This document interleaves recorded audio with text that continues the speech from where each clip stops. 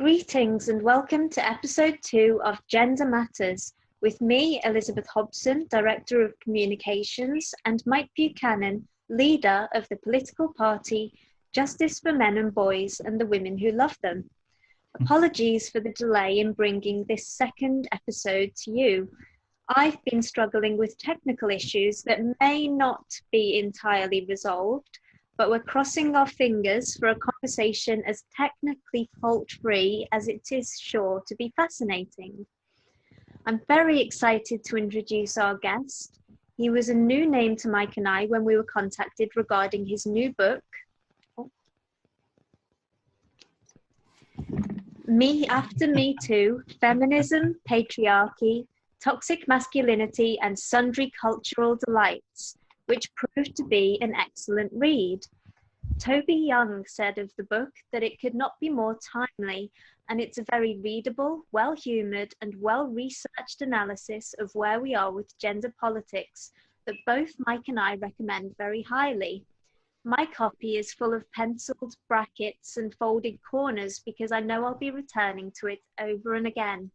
But the pleasant surprises didn't end there for me.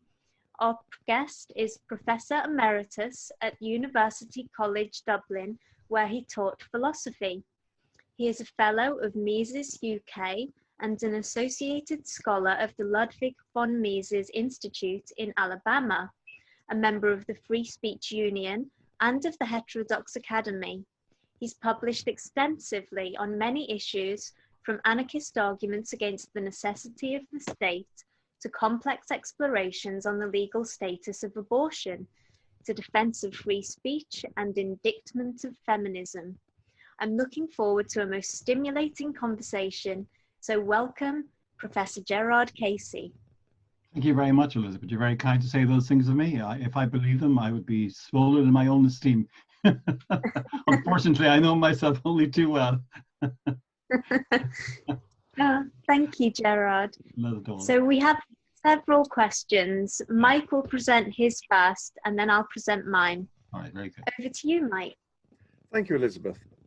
Gerard, I'd like to echo Elizabeth's sentiments. I too loved the book, including the laugh out loud lines, not something I'd expect in a book by a philosophy professor about feminism and its consequences.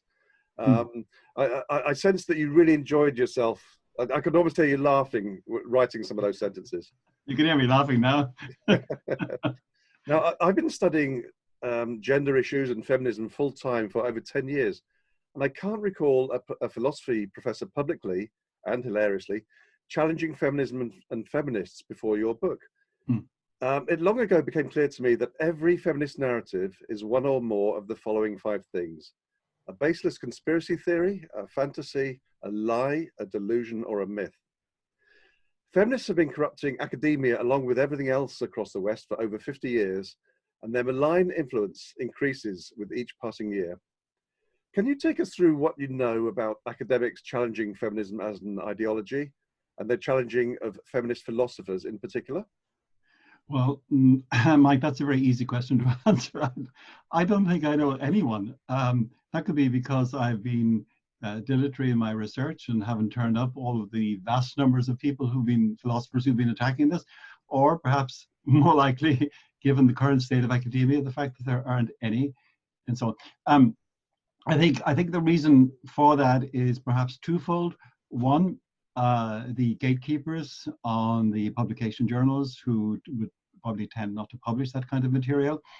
And secondly, most men, and it would be men who would probably write this for the most part, would simply don't want the grief and agony that would come from this, and the exclusion and the hostility and all of the other nasty things that would happen to you if you don't toe the party line on this. I was actually quite lucky in my academic career in that I really didn't encounter much, I don't know quite what the word is, not so much opposition, but much hostility until my last 2 to 3 years, just shortly before I retired. But, you know, if I had been a young academic looking for tenure or promotion, I think I could have been justified in keeping my head down, okay, and not inviting the rancor and the hostility of the feminist brigade. So I think that partly at least explains why you won't find a lot of academics generally, and certainly people in philosophy. Right, and those 2 or 3 years, Gerard, was that when you were starting to criticize and challenge feminism?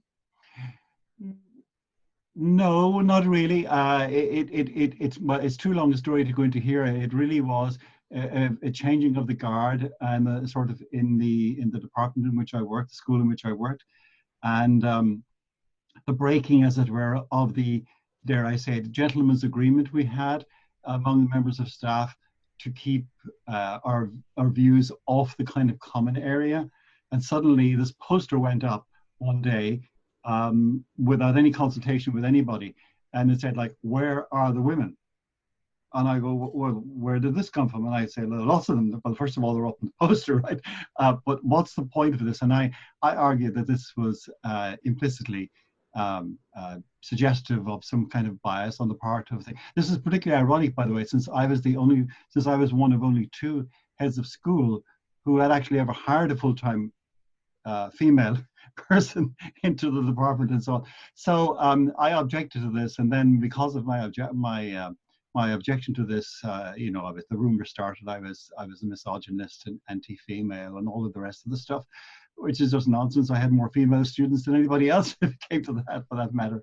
But so it became, and then the things developed from there, and it became very, very nasty and uncomfortable. And I was actually very glad to reach the age of retirement when I could leave and just devote myself to writing, right. Which is great.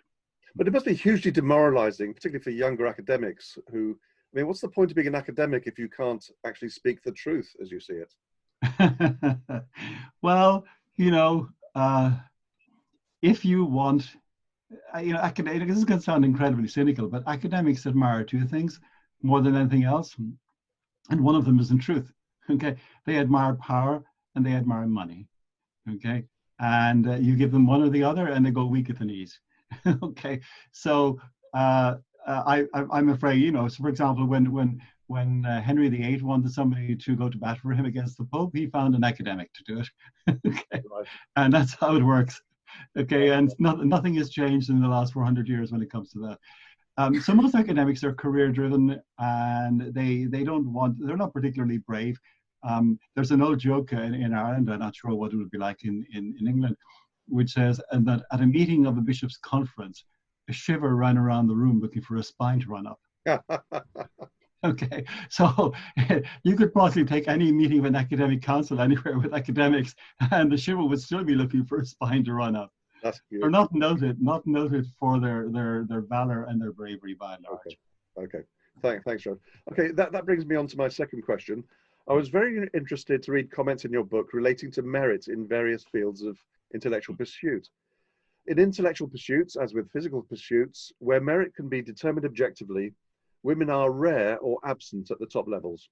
One thinks of chess, which you touch on in your book very interestingly, Nobel Prizes in the physical sciences, and so many more fields. It's only where merit is judged subjectively that women make a significant appearance, usually because feminists have corrupted the judging process. And I assume that judging merit of philosophers is somewhat subjective. In your book, you cite an article in 2018 by Camilla Turner, the education editor of the Daily Telegraph, about Oxford University's plans to feminize its philosophy reading lists to appeal more to women. Ms. Turner refers to Elizabeth Anscombe, a philosopher who died in 2001, as one of the greatest philosophers in the post-war period. And you comment with this: "While I have a great respect for Anscombe's work, I find the claim that she was one of the greatest philosophers of the post-war period to be, how shall I put it, hyperbolic." End of your comments. Which leads me to my question. What has been the impact on the philosophy profession of pretending that female philosophers are better than they actually are, which to my mind is just one of countless examples of people pandering to female narcissism? I mean, that's an interesting question. Look, my standards for being great in any field, whether it's music, composition, art, are probably very high. I think the top table in all these areas has exceedingly limited capacity. So, for example, I mean, if we move away from philosophy for a moment and maybe go back to something I point out in the book. So, for example, who are the great composers, right? There are obviously Beethoven and Bach and Mozart and and so on and others. And you might have a larger or smaller list, but I would not have more than maybe 10 or 15. So, for example, take something like Mendelssohn, a composer I love and whose work I admire tremendously and so on. He's either not in the top table for me, or he's just on the borderline. Right? So then they say, well, what about all of these neglected women composers? And I say, well, what about all of the neglected male composers who outnumber the neglected women composers by probably a factor of 100? I'm great music lover, as you might suspect. So when I was writing the book, I took my copy of the abridged Grove Dictionary of Music and Musicians off the shelf, and I randomly, put my finger on 8 or 9 composers, all of whom had written extensively, and whose work is never heard, right, by anybody. One of the joys of being retired now is that I put on a Swiss radio classic, and I let it run during the day.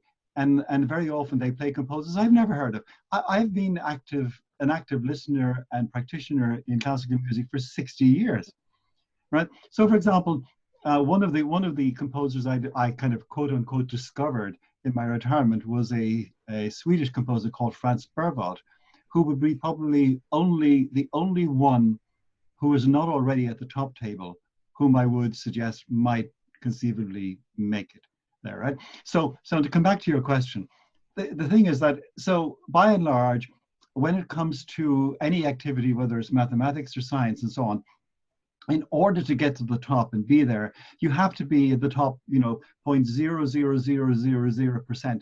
And at that end of the spectrum, you're almost always dealing with men. It's not that women can't be good and can't be very good, right? That's true, but the exceptional and outstanding, by and large, no. I don't like, take contemporary philosophers. Among contemporary philosophers, if I was to identify a woman philosopher whom I admire greatly, it would be Susan Hawke, who's at the University of Miami. Okay, outstanding. And but is she great? No, I don't think so. Is she up there with Wittgenstein or with Eyre or Russell? And the answer is no, I don't think so. Okay, am I up there? Certainly not. I don't even make the second rank in my estimation. Okay, so that's how it works. And this kind of pretends that somehow you can make as if there's a kind of committee out there which can award greatness by some kind of decree or on a quota basis. It's nonsensical, right?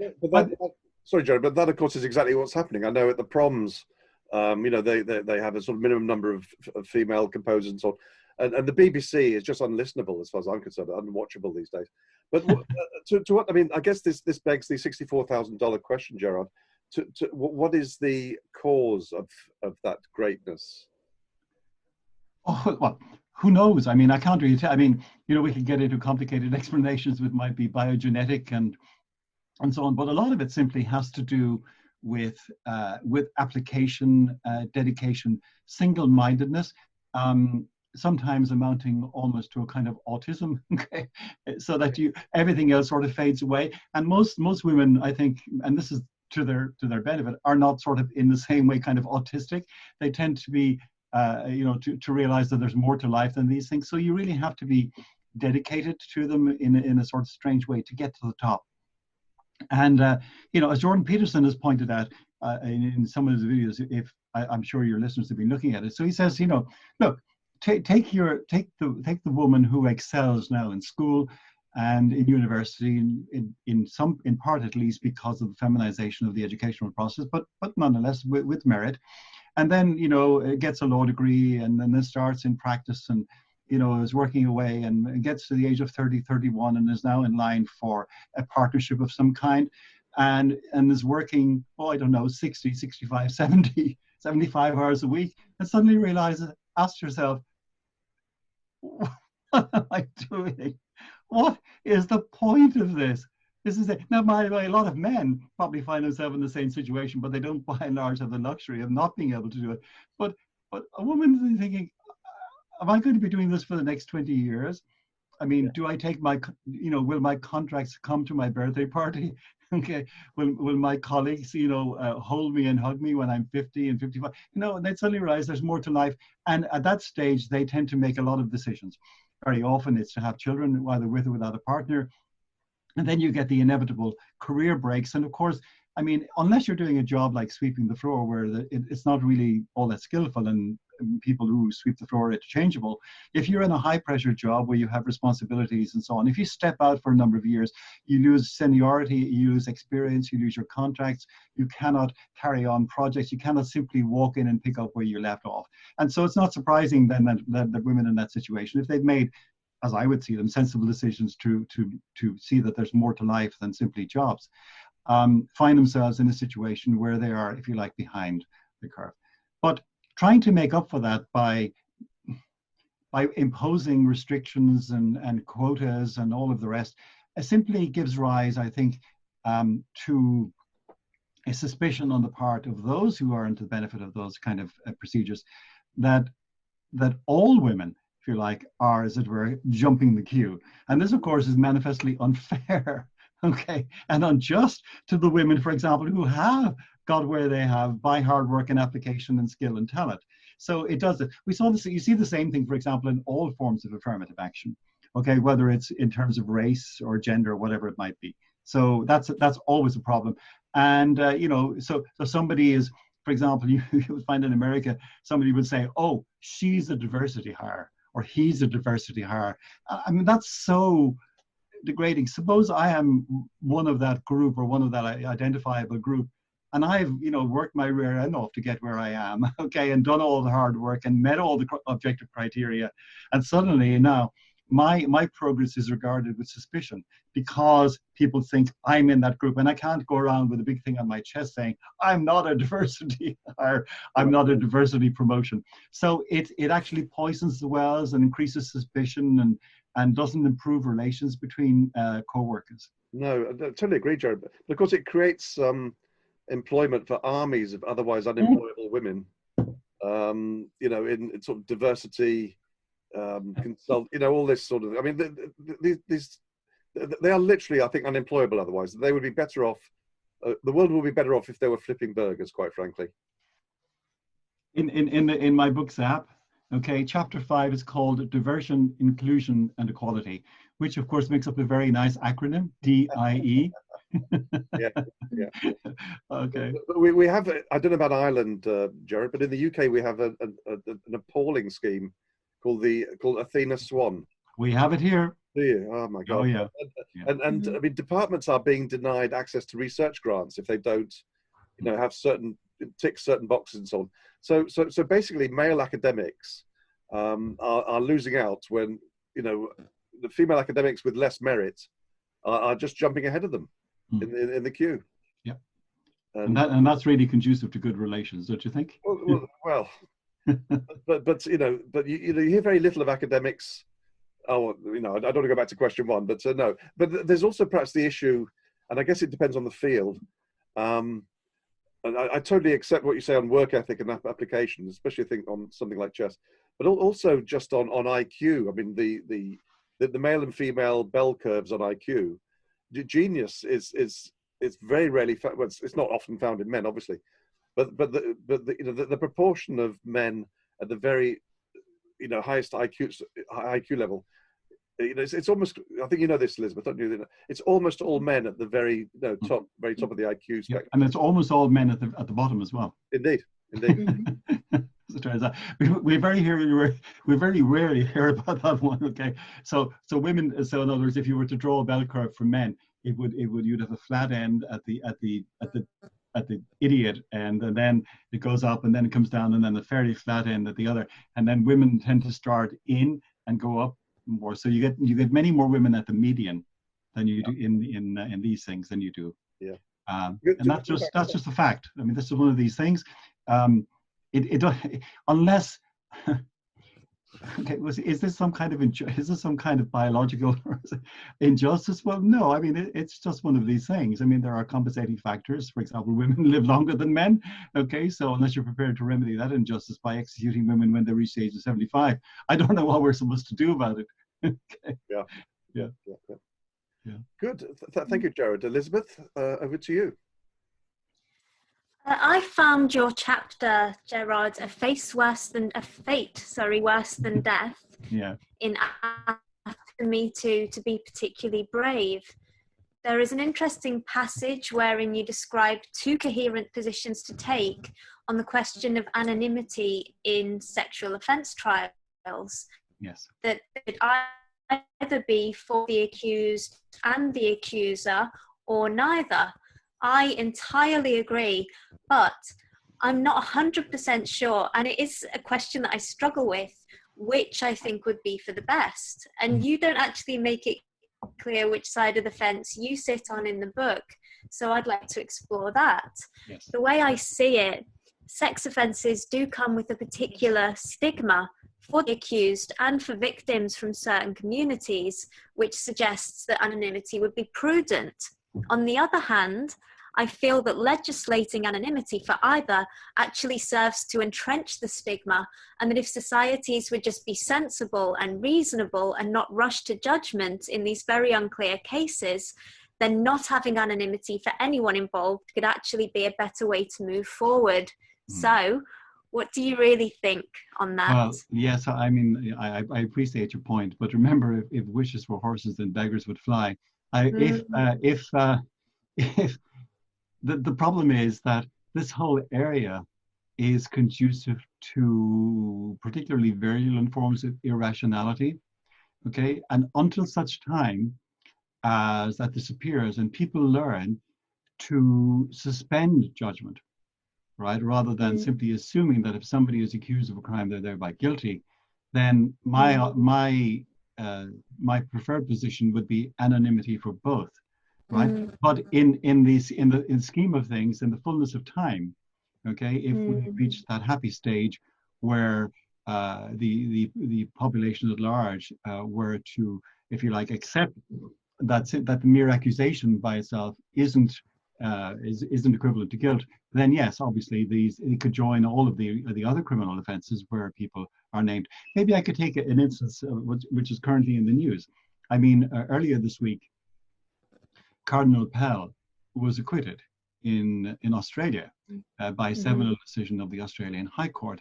Now, I've been following, I've met Cardinal Pell, and I was impressed by him when I met him. And I was astonished when he was accused of this crime, because while clearly there have been some, indeed many, too many, Catholic priests and prelates who've been involved in ways that are despicable in this area, he didn't strike me antecedently as somebody who was. And when I followed the case, I have some legal training, and when I followed the case, it struck me that the evidence against him didn't really sustain the bringing of a case. I was astonished when he was convicted by a jury trial.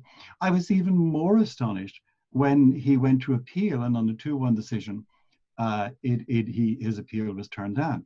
And so I witnessed with relief the 7-0 acquittal. Now here, it's quite clear that the main broadcasting agency in Australia ran a campaign against him. The Victoria Police behaved in a way that I can only regard as extraordinary. Basically, saying like, roll up, come and lay your claim, as it were, inviting possible claimants to come. And then the Director of Public Prosecutions again brought this to trial. It would seem to me in a way that was simply not in keeping with the basic standards you would think of evidence, which would, which any Director of Public Prosecution, or the CPS in the UK would establish as being, likely to achieve a result. Now, the interesting thing for me is that when he was acquitted, the Premier of Victoria tweeted the following. And he said, "I make no comment on this decision, but I say to those who have been abused, I hear you, I see you, I believe you, which is truly an extraordinary thing to say.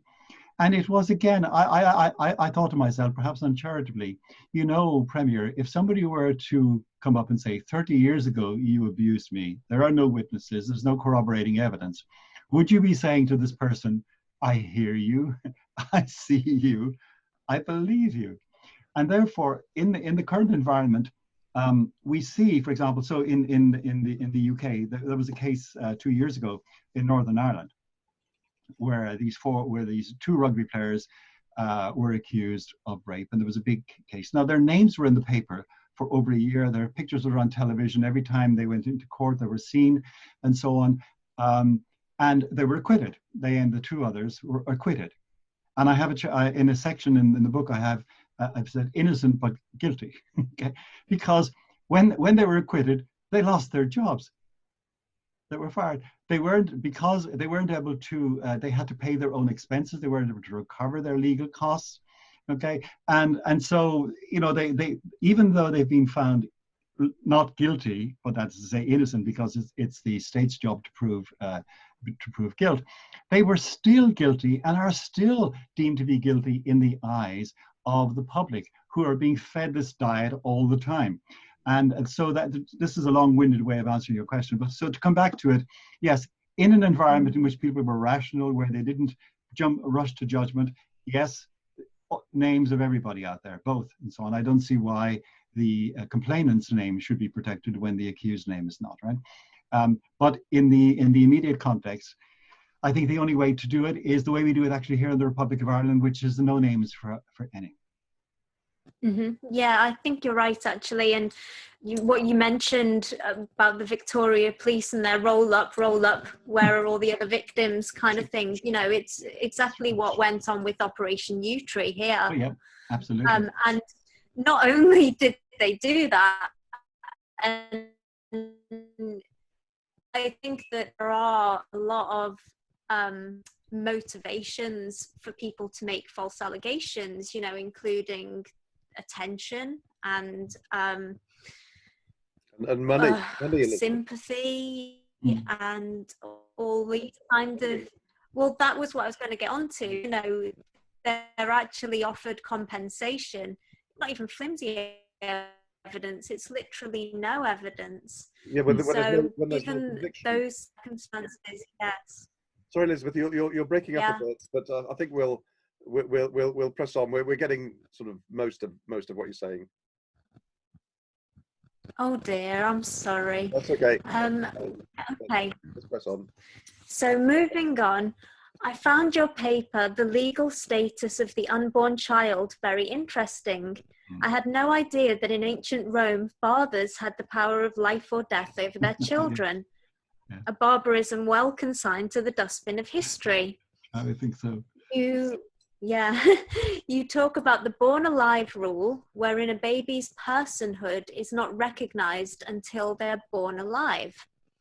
We're both libertarians, you and I do agree with Ron Paul that the only consistent position for a libertarian subscribing to the non-aggression principle, which I believe you call the zero aggression principle, is to support the right to life of the unborn child. So do you think that our civilization will ever consign the barbarism of giving mothers the power of life or death over their unborn children to the dustbin of history? Well, in the short term, no. In the long term, who can say? Maybe I can go back to the born alive rule, because I came across this when I was studying for my LLB in London. And then I went on to write about it later on. In essence, it's an evidentiary rule, because clearly, if you are to be charged with the death of another human being, you have to be able to establish that you were actually the cause of the death of that human being. Okay, there has to be a causal connection. And of course, in the state of rudimentary embryology, for example, if I struck a woman who was pregnant, and then her child was delivered and was born dead, you cannot tell for definite that my blow was actually the cause of the death of the child. And therefore, while I can be charged obviously with assault on the woman, I cannot be charged with a form of homicide in the child. Now, clearly, if I were to stab, this is a bit gruesome, so apologies to your audience, if I were to stab a woman with a knife in the abdomen and the child were born alive, but suffering from a stab wound from which the child subsequently died, then I could, because there the evidence, if you like, is clear, right? So this was the situation. But of course, we're no longer in this situation in regard to the embryology. We have scanning equipment, and of course, we know a whole lot more about biology than we did before. So the situation, the problem for a libertarian like me, I'm a little bit conflicted on this, which is that pregnancy is common. It's we're all born, all our mothers were pregnant at some stage. There's nothing uncommon about it, but in a way, it's the only situation that occurs naturally in the world where one human being is biologically dependent on the other. Now, obviously, when children are born, they're dependent on their parents for food and so on, but they're not biologically dependent. So this doesn't occur naturally in any other case.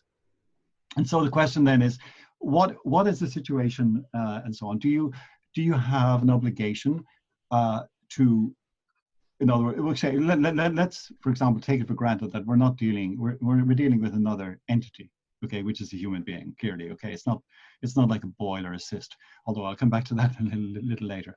And if you do, then the question is, what are you dealing with here and from when? And the only answer I think that makes sensible. That is sensible is to say you're dealing with a human being at all stages, very small, obviously a human being with potential, not a potential human being, and therefore any deliberate termination of the life of this small human being is in fact a form of homicide. Whether it's culpable or not is another matter, right? And you have to determine that. So we worryingly, okay, so even the 1967 Act, and I can remember being actually on an After Dark program in 1997 on Channel 4, right, which you can look up in the archives and you'll see, where they're talking about the 30th anniversary of the Abortion Act. And technically, abortion is illegal, but is defensible under certain circumstances. So you have to go through all of the rigmarole of getting people to sign off. We have not, so in a way, we all know that was hypocrisy. Right? And so on. There was never any difficulty in getting people to sign off these things. All you had to say was, it's a threat to my mental health, right?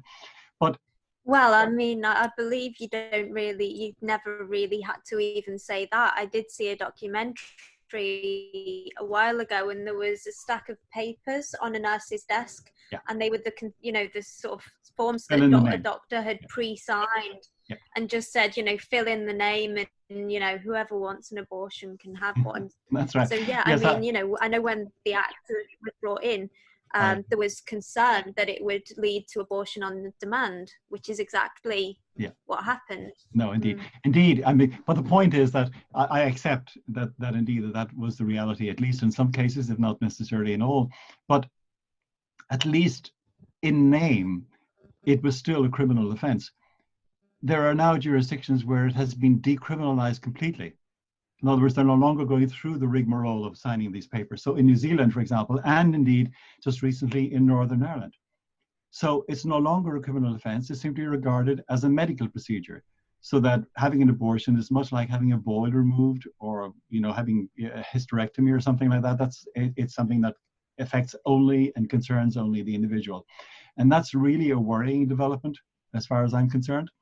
But anyway, for those of a certain age, we will remember we'll be familiar with the mantra: safe, legal, and rare. That's what abortion is supposed to be. Well, it might be, and it still is legal, and now more legal than ever. But it hasn't been rare for a long time. I mean, I don't know that any other society has sacrificed so many of its young to whatever gods it is that they worship in the way that we do. It's quite staggering. And it's, of course, safe. Well, safe for whom? The question is certainly not safe for those who are killed in the process.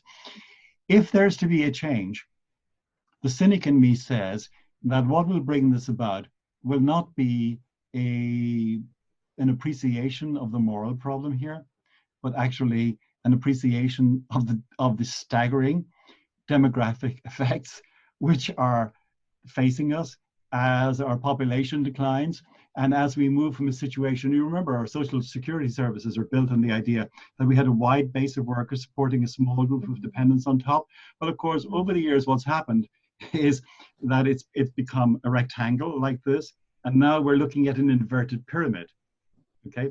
And indeed, we know from the actuary studies that there is no way that the benefit system that we had, that you have in the UK or we have in Ireland or that they have in the USA, can possibly be supported by the number of young workers we have. So either you have mass emigration, okay, and you use these people, if you like, to pay the taxes to support the aged and the retired and those on benefits, or you have effectively a revolution of some kind when workers start to say, young people start to say, I don't know why I'm paying these enormous taxes when there's not only no guarantee, but every likelihood that when I reach the stage, there won't be anything there for me. So I suspect that, they say, in novels, they say, cherchez la femme, look for the woman. I always say, cherchez l'argent, look for the money. Okay, and I suspect that the demographic cliff that we're falling over is more likely to bring about a change in policy here. Not the best of reasons for it, but to be said, but nonetheless, if we were to bring about an improvement in the situation, it would be welcome. I've got to say, just indeed. Sorry, Elizabeth, I just want to make one point there. I was in a pub in Dublin, a year or two ago, when the abortion referendum results came through. That was a very depressing moment for me. I got to say, I think it was widely anticipated. But when I was a young man, the idea that the Irish people might have voted for such a thing, you'd have been laughed out of the room. It was just a very, very sad day. Yes. Well, what can I say? I mean, I went on the March for Life in Washington in 1983. Okay, 10 years after Roe v. Wade. I actually met the alleged rape victim and so on, who afterwards confessed, of course, that she never had been and so on, and became a pro-life activist. Yeah, but there we are. It was indeed a very sad day and quite extraordinary. Nobody could have possibly foreseen the seismic changes that have taken place in this country in the last 30 years. Right? It's quite staggering. To somebody of my generation, it's actually quite sad. And this genocide, because that's what it is, we can very squarely lay at the door of feminists. I mean, in the UK alone, 10 million in the last 53 years. Yeah, so probably worldwide, probably hundreds of millions of corpses are, these unborn died at the behest of this bloody ideology, this evil ideology. It's quite staggering. I mean, if you look at say human sacrifice in say Central and South America, and we're horrified by it and so on, but another country, if you look in the early books of the Bible, there are clearly relics of some kind of human sacrifice going on there, and we eventually get the idea this is not a good idea. Okay, so Abraham has his hand stopped, okay, by God to say, don't do this. And if you were to say, would you think it'd be a good idea if we took, 100,000 of our young people aged 5 to 6 and just kill them and so on? Even though people, the feminists, would be horrified by this. At least I hope they would. And yet, nobody's. When you point out, what's going on here, you're accused of, dramatization or whatever, and it's extraordinary. I mean, this is a scale of human sacrifice that's never been witnessed before in human history. No. And I think, and I hope, and this is to answer Elizabeth's question, I think, and I do hope that in the future, 50, 100, 150, 200 years, people talking on whether then, whatever they've got for communication, will be looking back and with wonder and horror at what went on and saying, how could they possibly have done those things or thought those things? In the same way now that we look back at the apologists, say, for slavery in the United States in the first part of the 19th century. And we wonder how people there could, in good conscience, have supported an institution of that kind. We find it difficult to understand how they could possibly, and yet they did. Indeed, indeed. Yeah. But it is a manifestation of a loss of moral compass, isn't it? I mean, I've got to say, I've been an atheist for 45 years, since I was a teenager. I know you're a practicing Catholic. I was brought up a Catholic, Yeah. But it's very clear to me that one result of the loss of religion, of Christianity, has been the loss of the moral compass. It's as clear to me as anything. Yeah, well, I was an atheist I wasn't an atheist for 45 years. I managed it merely for about, 15 years. Okay, so you've got 30 years on me, Mike, okay? But in fact, for me, curiously enough, part of what occasioned my return, it wasn't the only factor, it's much too long to go into now, maybe some other time in another video, was that I found myself, even as a non-believer, developing a healthy respect for the Catholic Church's position on life and sex. I didn't find it particularly comfortable or desirable, I have to say, but nonetheless, I thought, well, they may be wrong on some of the issues, but it does seem to be coherent, and it does seem to hang together. And sort of grudgingly, I had to accord it my respect, and it was one factor that entered into my eventual return to the church. And that's not to say, by the way, that there aren't plenty of other Christians and indeed Jews and non-believers, for that matter, who reach the same conclusion for a vastly different reason. But yeah, it is a loss. I mean, sorry, if I can kind of take a broader perspective on that question, what we've seen over the last 60 years, since the 1960s, I really put it down to the whole sexual revolution. So you've seen the loss of restriction, restraints, reticence in matters. There's advertisements on television now, which I just find horrifying. They're just so vulgar. I can't believe that I'm seeing people, talking about these things. I mean, there are human functions, but we didn't talk about these things in public. Okay, it was a matter of reticence. So we've moved from this, let's say, so look, let's take something like divorce, right? So from the 16th century up until the 19th century in the UK, the only way you could get a divorce was by Act of Parliament, right? And it was regarded as disgraceful, socially disgraceful. Roughly for another 100 years, it was still regarded as more or less disgraceful, but it of course became more common. You couldn't go into the Queen's box at Ascot if you were divorced. Did you know that? No. Now, the irony of that, of course, won't escape you when a substantial number of her children are divorced, and one of them just married a divorcee. In fact, two of them have married divorcees, right? And so we see this long, slow. I mean, it wasn't a sudden collapse, but slow, and then suddenly it picks up pace. You take something then like contraception, which is prohibited by law and then accepted by the Church of England in 1920, and then only for people in married couple, and then only in restricted circumstances, and then we move in, and then and then suddenly goes, the floodgates open, and it's for everybody in all circumstances. You take abortion. Abortion was regarded with revulsion and horror. Nobody who had one, whether for whatever reason and however much you might defend it in some particular way, would admit to it and so on. Certainly nobody would be found making a case for it, right? And so when it first came on the scene, it was again that mantra of safe, legal, and rare.